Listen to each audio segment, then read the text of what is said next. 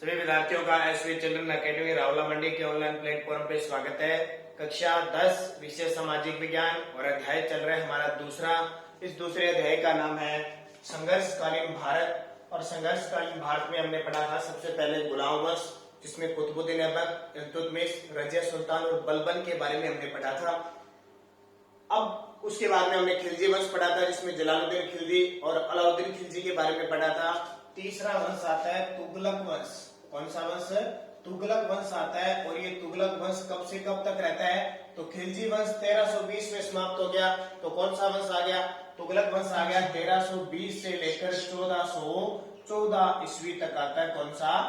तुगलक वंश। अब तुगलक वंश की खासियत ध्यान रखना, तुगलक वंश का जो इस खिलजी वंश का जो अंतिम शासक था खुसरो शाह। अंतिम शासक कौन सा था? खुसरो शाह। उसकी हत्या कर दी किसने? गाजी मलिक ने इसकी हत्या कर दी खुसरो शाह की। गाजी मलिक ने हत्या कर दी। ये गाजी मलिक, इसका नाम था तुगलक गाजी, यानी गाजी मलिक या तुगलक गाजी कह सकते हैं। सही नाम था इसका गयासुद्दीन तुगलक। गयासुद्दीन तुगलक था। इसका पहले नाम क्या था? गाजी मलिक था। इसने खुसरो शाह की हत्या कर दी और गयासुद्दीन तुगलक है वो तुगलक वंश का शासक बन गया। कब? 1320 ईस्वी में नया वंश कौन सा स्टार्ट हो गया? तुगलक वंश की शुरुआत होगी। तो इससे क्या है, अब ये जब सुल्तान बना तो सुल्तान बनते ही इसको सामना करना पड़ा प्रांतीय विद्रोह का। प्रांतीय विद्रोह का मतलब जो दिल्ली सल्तनत थी उसके अंदर जो प्रांत बने होते ना, प्रांतीय विद्रोह का इसको क्या करना पड़ा? सामना करना पड़ा। ठीक है, प्रांतीय विद्रोह का क्या करना पड़ा? सामना करना पड़ा। और तेलंगाना के राजा, तेलंगाना जानते हो ना, हमारा 29वां राज्य बना था। अब टोटल 28 राज्य हमारे देश में। तेलंगाना के राजा प्रताप रुद्रदेव, तेलंगाना के राजा प्रताप रुद्रदेव के खिलाफ, प्रताप रुद्रदेव के खिलाफ उसने अपने पुत्र जूना खां को वारंगल भेजा। ठीक है, ये ध्यान रखना। क्या बताया मैंने? गाजी मलिक जो बाद में गयासुद्दीन तुगलक नाम से दिल्ली सल्तनत की गद्दी पर 1320 में बैठा और कौन सा वंश हो गया? तुगलक वंश। इसने क्या किया?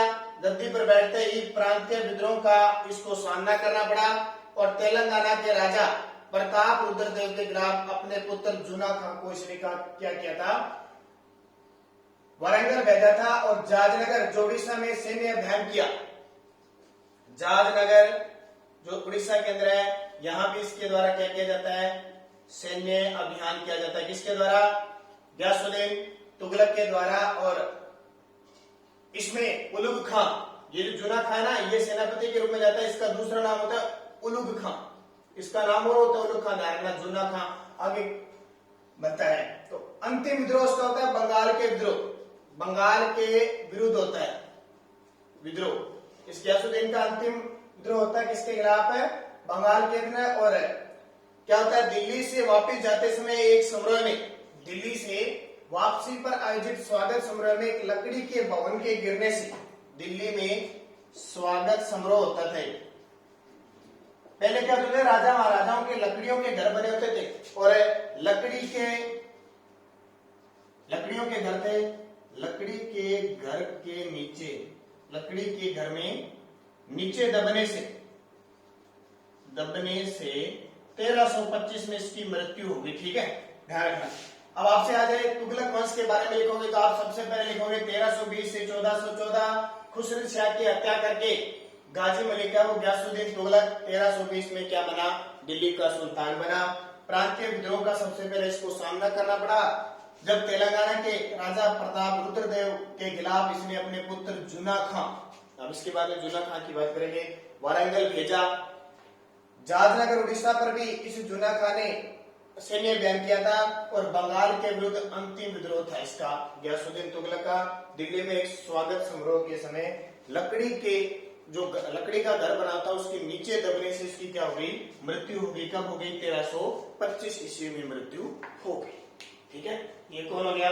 गयासुद्दीन तुगलक। अब जो जूना खां की बात करें ना, ये शासक आएगा जूना खां, उलुग खां, और इसका सही नाम होता है मोहम्मद बिन तुगलक। क्या नाम आता है? मोहम्मद बिन तुगलक इसका सही नाम आता है। तो अगला शासक आ गया जूना खां, या कहें इसका सही नाम था मोहम्मद बिन तुगलक, या मोहम्मद तुगलक कह सकते हैं सीधा। मोहम्मद तुगलक इसका नाम था, किसका? इस जूना खां का। अब इसको कुछ नामों से पुकारा जाता है क्योंकि पढ़ा लिखा शिक्षित शासक था, लेकिन कुछ इसकी नीतियां ऐसी थी मोहम्मद तुगलक की, इसको लेके बैठ गई। ये 1325 से 1351 तक राज करता है। सबसे पहले इसकी किन संज्ञाओं से जोड़ा जाता है? इसको कहते हैं अंतर विरोधों का, अंतर विरोधों का विषम्यकारी मिश्रण। विषम्यकारी मिश्रण कहने का मतलब इसके समय में आंतरिक विद्रोह बहुत हुए थे, बहुत ज्यादा विद्रोह हुए थे।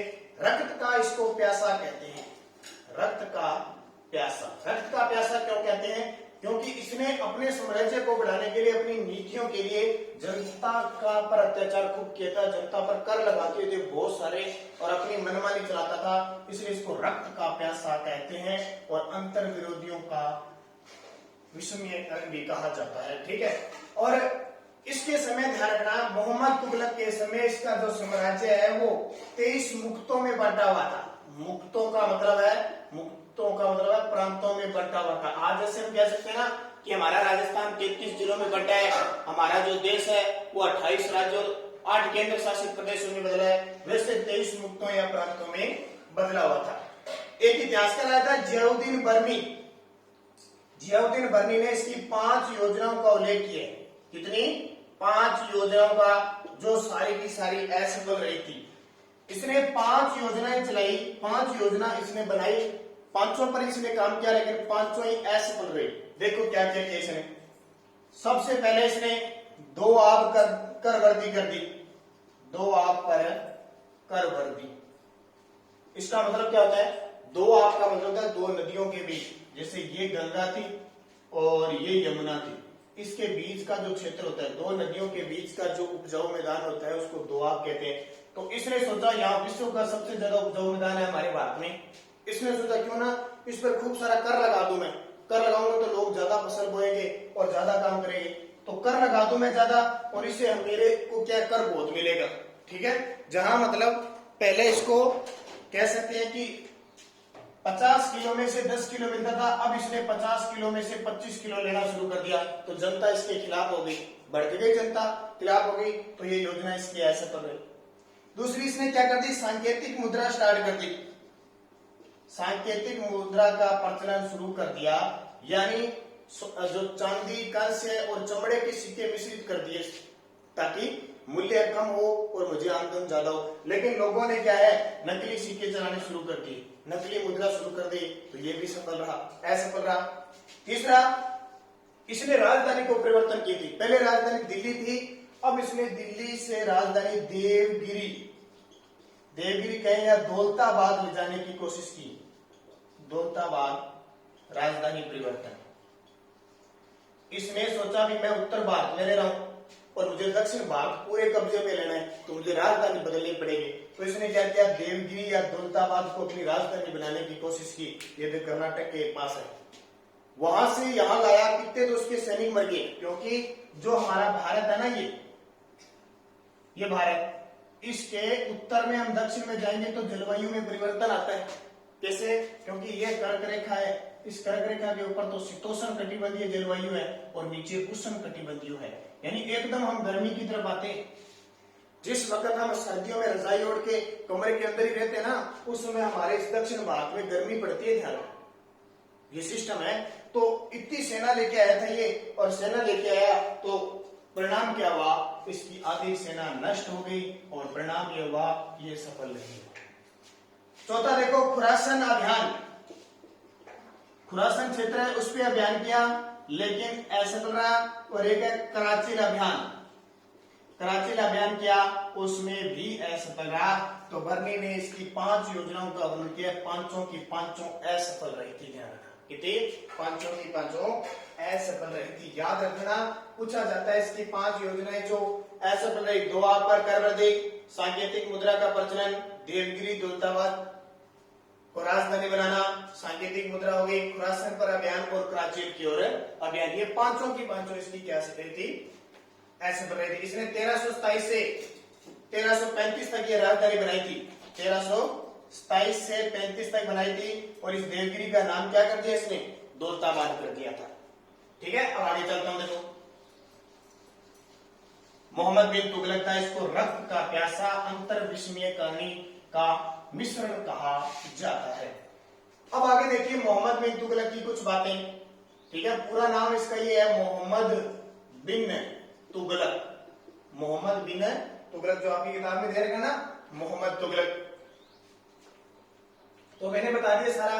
और इसके काल में ये ध्यान रखना, मोरक्को का एक यात्री आया था, मोरक्को देश है अफ्रीका में, मोरक्को यात्री इब्न बतूता आया था, इब्न बतूता, ये ध्यान रखना 1333 ईस्वी में आया था। मोरक्को यात्री इब्न बतूता 1333 में भारत आया था। उसमें शासक कौन था, मोहम्मद तुगलक था। और बाद में इसने इस इब्न बतूता को मोहम्मद बिन तुगलक ने क्या दिल्ली का काजी नियुक्त कर दिया। काजी होता है मुसलमानों जैसे अपने पंडित वगैरह होते हैं ना, वहां इनके काजी होते हैं और न्याय वगैरह करने का काम करते हैं। फिर इसी इब्न बतूता को यहाँ 1336 में काजी नियुक्त किया और 1342 में इसको चीन का राजदूत बनाकर भेज दिया। चीन का राजदूत आज भी बनते जा रहे हैं, चीन का राजदूत बना भेज दिया। और इस मोहम्मद बिन तुगलक की 1351 में क्या हो जाती है, मृत्यु हो जाती है। इस प्रकार मोहम्मद बिन तुगलक की कहानी क्या हो जाती है, खत्म। मोरक्को यात्री इब्न बतूता 1333 में आया भारत, दिल्ली का काजी नियुक्त किया 1336 में और 1342 में चीन का राजदूत बनाया इब्न बतूता को और 1351 में किसकी मृत्यु हो गई, मोहम्मद बिन तुगलक। अब मोहम्मद बिन तुगलक की मृत्यु के बाद अगला शासक आता है फिरोज शाह तुगलक। फिरोज शाह तुगलक आता है। फिरोज शाह तुगलक की खासियत देखिए क्या है, बड़ी बड़ी बातें आपको बता देता हूं। बाकी फिरोज शाह तुगलक, इस फिरोज शाह तुगलक की बात ध्यान रखना, ये 1351 में गद्दी पर बैठ गया, ठीक है। और चचेरा भाई था मोहम्मद बिन तुगलक का। और इसने क्या है कि जो बंगाल के हाजी इलियास थे, बंगाल के हाजी इलियास, इसके विरुद्ध फिरोज शाह ने 2 बार सैन्य अभियान किए थे। बंगाल के हाजी इलियास के खिलाफ फिरोज शाह ने 2 बार। और इस फिरोज शाह तुगलक में क्या है, जो सैनिक व्यवस्था है, सेना और सरकारी नौकरियां वो वंशानुगत कर दी। सरकारी नौकरी क्या कर दी, वंशानुगत। अब आपको वंशानुगत का पता होगा कि यहाँ सरकारी नौकरी अगर कोई मान लो किसी काम पे लगा हुआ है, यहाँ सेना का मान लो कोई सेनापति है, तो अगर इस सेनापति की मृत्यु हो जाती है तो इसके पद पर इसका पुत्र लगेगा। ठीक है, अपने क्या होते हैं ना कि कोई किसी नौकरी लगा हुआ है, जब हम पेपर देके पास करते हैं। इस फिरोज शाह तुगलक ने क्या किया कि यहाँ अगर कोई वन विभाग में लगा है और उसकी मृत्यु हो जाती है तो उसके बाद में यह विभाग इसके पुत्र को मिलेगा, फिर इसके पुत्र को मिलेगा, ऐसे मिलते जाएंगे। वंशानुगत होता है, वंश के आधार पर ही बांटती है, उसी वंश के लोग लगेंगे ध्यान। ठीक है, तो इसने सेना में जो सरकारी नौकरी है उसको वंशानुगत कर दिया। और जो योग्यता जांच प्रणाली है, जैसे आज हम एग्जाम देते हैं ना, भी हम 12वीं का एग्जाम देते हैं, 10वीं का एग्जाम देते हैं, पेपर होते हैं, हमारी मार्कशीट आती है, हमारी योग्यता चेक की जाती है, हमें कितना पढ़ा, फिर हमारी डिग्री आती है। तो इसने योग्यता बंद कर दी। और इसका पुत्र था फतेह खां, पुत्र फतेह खां को इसने अपना उत्तराधिकारी नियुक्त कर दिया। अगला सुल्तान कौन बनेगा, फतेह खां बनेगा।